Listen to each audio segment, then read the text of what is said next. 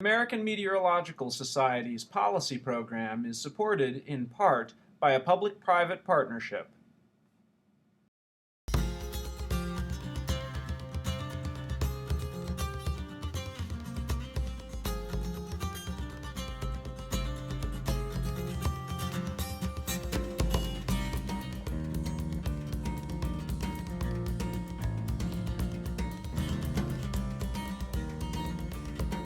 Basically, different agencies wear different jackets during response recovery time. Like FEMA wears blue jackets, the Corps wears red. So we decided to make it the silver jackets to just show that we're unified together, all the different government agencies working together to reduce flood risk.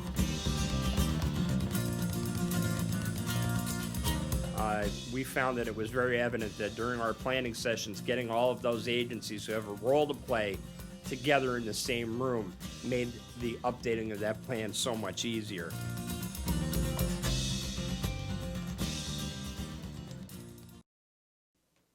So our next speaker is Stacey Underwood. She's a senior water resources planner for the Baltimore District of the U.S. Army Corps of Engineers. She is the Baltimore District's Floodplain Management Services Program Manager and the Silver Jackets Program Coordinator. Working with state representatives, she helps lead federal, state, regional, and local agency members to collaborate and reduce flood risk in each state. All right, thank you very much. Good afternoon. Okay, as y'all mentioned, I'm going to talk about a relatively new program to the Corps of Engineers. It's called the Silver Jackets Program. And it's really started to take off probably about 5 years ago. And what the program is, it's an interagency flood risk management team. The program establishes teams at each state for different agencies to work together to reduce flood risk. There's currently 44 teams. That's 43 states and the District of Columbia. And then you can see there's 7 other teams that are still developing. And why do we call it Silver Jackets? It's an interesting name, but basically different agencies wear different jackets during response recovery time. Like FEMA wears blue jackets, the Corps wears red. So we decided to make it the Silver Jackets to just show that we're unified together, all the different government agencies working together to reduce flood risk. And so the team truly is interagency. We bring together federal, regional, state, local officials to coordinate, collaborate. Typically in the past, we would only get together to talk about an actual project. The community's getting flooded. Sometimes it was just one agency working with them, or sometimes there would be a couple brought in together. But this continuous team allows us to talk larger scale about flood risk within each state. And we do talk about all different types of parts of the life cycle. We talk about preparedness, mitigation, response, recovery.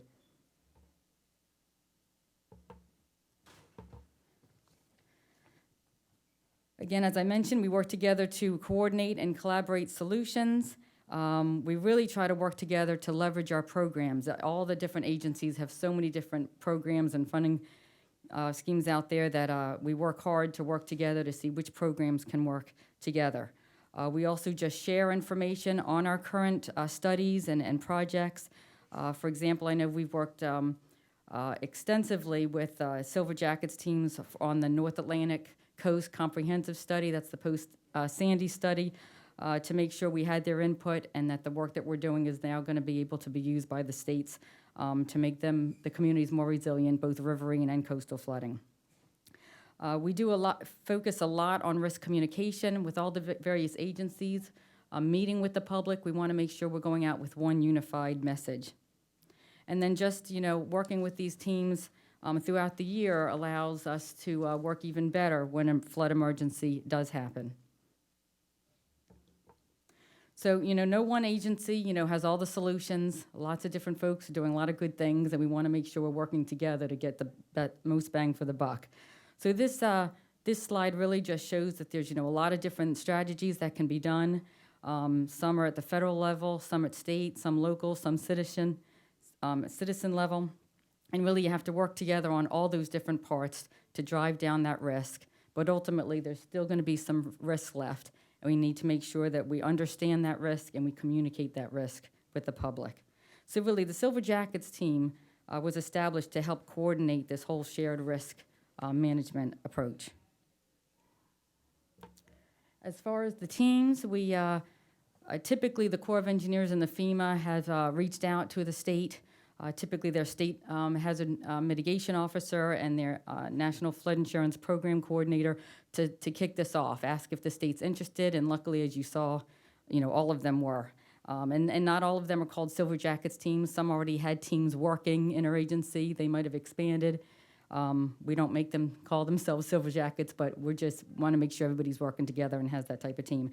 And then we invite a lot of different federal, state, regional agencies, as you can see listed there.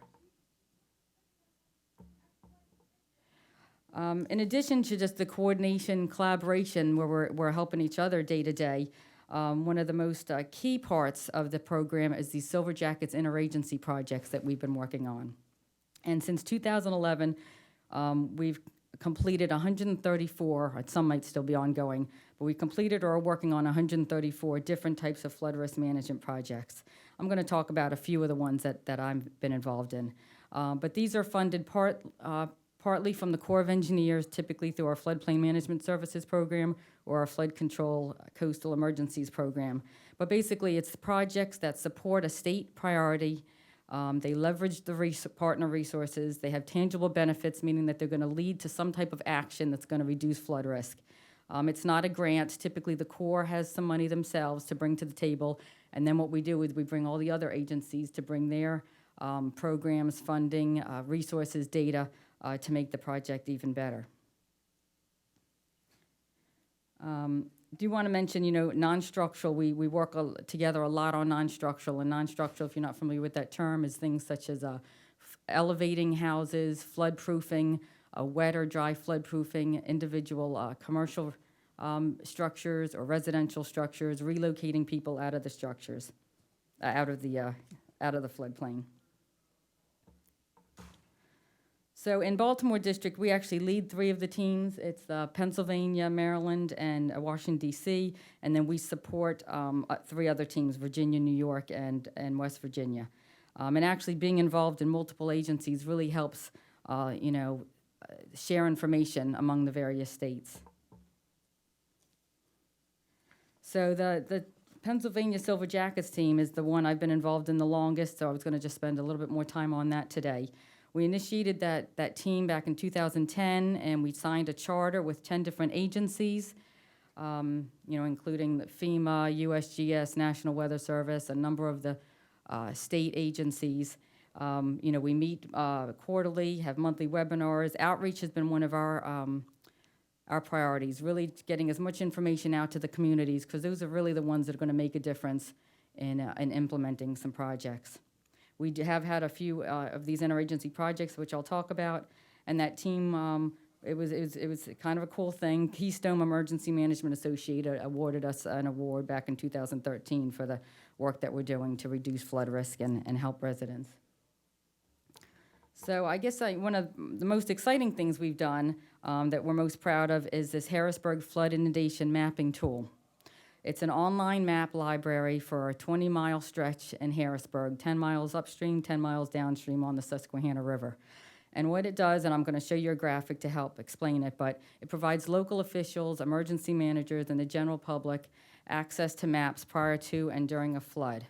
As John mentioned, North Carolina's flood mapping program, flood maps are just huge. It's just that visual that you get. You can say all you want, but then you see a map that shows what's going to be flooded when. And that really makes people think twice and want to take action. So these maps are actually tied to the USGS stream gauge that's in Harrisburg, and it's a forecast point, so National Weather Service actually predicts what the flood level is going to be. So the Susquehanna's flooding, they give you that point, and so we know how high it's going to get. And then what that does is it allows people to make better decisions and move people out of harm's way. So the map actually shows what's going to be flooded and the depth that's going to be flooded. And right now, those maps are available on 3 different sites, National Weather Service, USGS, and the Susquehanna Map Viewer. And this is actually the National Weather Service's map viewer here. And let's see. All right, so here we've got downtown Harrisburg, And here's just an example. They have all the different flood levels here on the left side.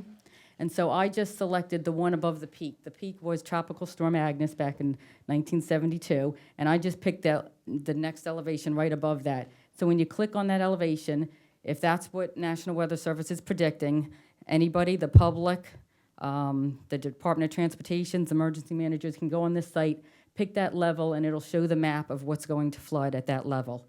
Then you can click on it, you can click on your own house, and it actually shows right here, it brings up the address of that point and what the depths are going to be. And there it shows 4.7 to 6.7 feet.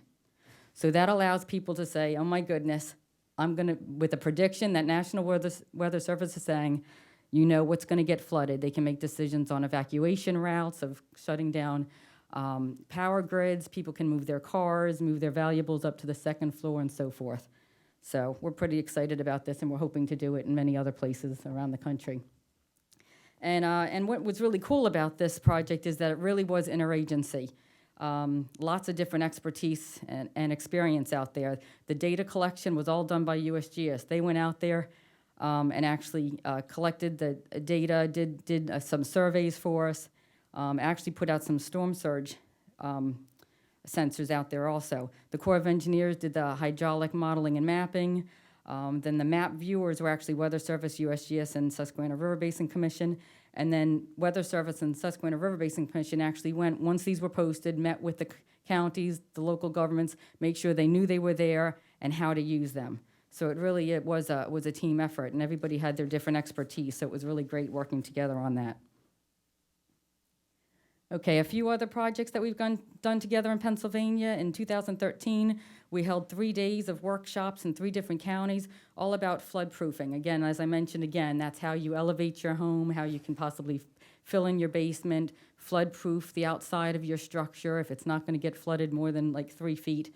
So people have a lot of questions about that. So in the daytime, we met with public officials and explained what flood-proofing was all about and explained all the programs that are out there to help individuals actually implement those for their buildings. And then at nighttime, we met with the public. Again, a lot of state agencies and federal agencies were involved in that. Project that we have going on right now, and this is actually kind of similar to what John Dorman was talking about, is flood insurance rates are going up, and people are asking what can they do about it. So we're actually just starting a study in Lycoming County, Pennsylvania. We're going to look at 20 prototypical residential structures, residential and commercial, and we're going to look at things that they can do. Can they fill in their basement? Can they elevate it? What the cost would be, and then compare it with the reduction in future flood insurance costs. People are very concerned about insurance costs going up, so we're going to do a benefit cost analysis to see how that works out for these 20 prototypes, and then hopefully that can be expanded further. Then just a few other things that we've done. We've done a website we pulled together. All the different agencies worked on a website just to put the best flood risk management related resources out there, so that if people have questions about what is a floodplain, what is a levee, or I'm about to flood, or my house has been flooded, what do I do now? Flood insurance just has a lot of links to a lot of good information for community officials and the public to use. We also put together a mitigation program guide that lists all the federal and state agency programs that are out there. And I know the city of Philadelphia just came to our Pennsylvania Silver Jackets meeting a couple weeks ago and said that that's been great. They've been using that manual. And then just a couple last things. I also oversee the Maryland team. We did a levee outreach brochure. Back in March, we did a coastal flood workshop. Again, all the agencies coming together just make these even more valuable. And then I'm also the DC Silver Jackets team lead, and there we're also going to do flood inundation mapping for the Potomac right here in DC. We're very excited about that. We're finishing up the modeling right now, so hopefully this fall we're going to have those flood inundation maps for the Potomac River available. We're also planning on doing a DC flood exercise together in the fall, and then we've done a lot of work together for this flood risk management project, making sure that everybody's communicating the same information on risk in DC. All right, and with that, I'm going to turn it over to Steve. You're going to introduce Steve? Okay, all right.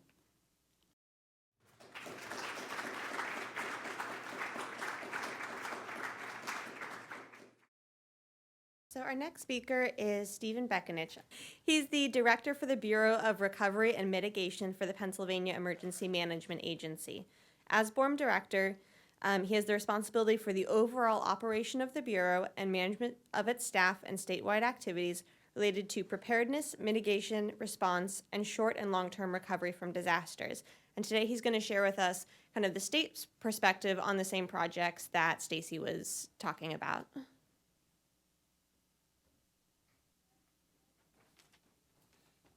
Good afternoon, everyone.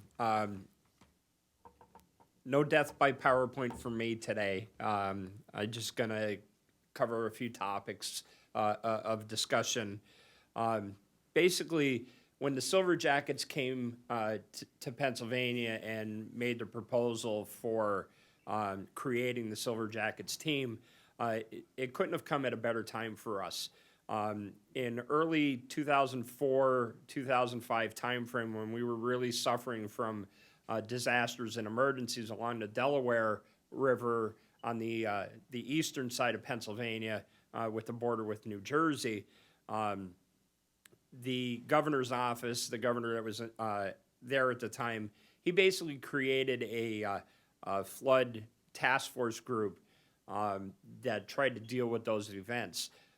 As events dwindled and slowly dissipated, and we had some basic blue sky years in Pennsylvania, the funding and the support for that task force group basically dwindled, and the administrative support just basically died on the vine.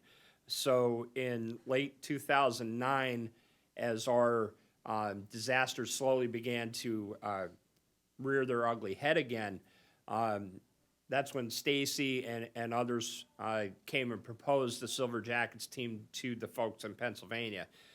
So when PA Silver Jackets came to us, basically provided that non-binding charter and mission statement that basically allowed for a conduit and a platform for not only state agencies, but local, state, federal agencies, and also in some cases, private nonprofit organizations who deal with flood risk to come forward and exchange ideas, develop not only local but nationally competitive projects to deal with flood risk and flood mitigation, and to also look at other non-traditional funding streams.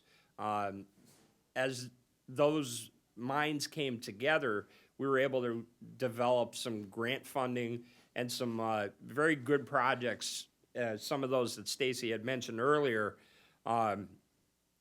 to include pre-planning for those events and get those projects funded. One of the things, too, that was a huge benefit for us was when Stacey offered the administrative activities for the Silver Jackets team. Everyone's dealing with budget constraints, short staffs, and not having to deal with those issues of scheduling meetings, dealing with those, the online meetings and getting those schedules done was a big benefit for us. Some of the other things that helped us greatly was the update to our required FEMA all-hazard mitigation program and our mitigation plan. We found that it was very evident that during our planning sessions, getting all of those agencies who have a role to play together in the same room made the updating of that plan so much easier.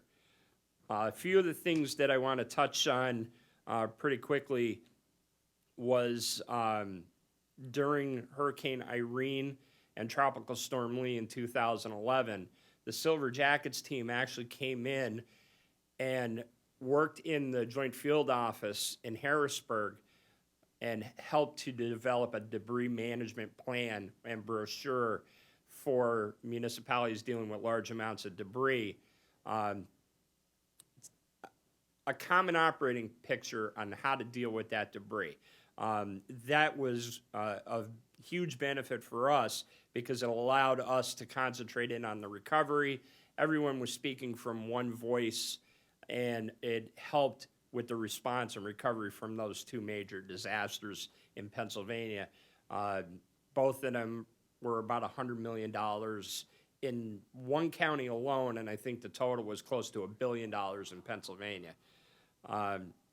Right now, the team is currently working on a best practice document that will be able to provide local officials with flood mitigation projects, integrated planning suggestions, and flood protection resources that are going to be made available not only in municipalities that are currently administering those programs, but ideas for those other municipalities that are dealing with floods.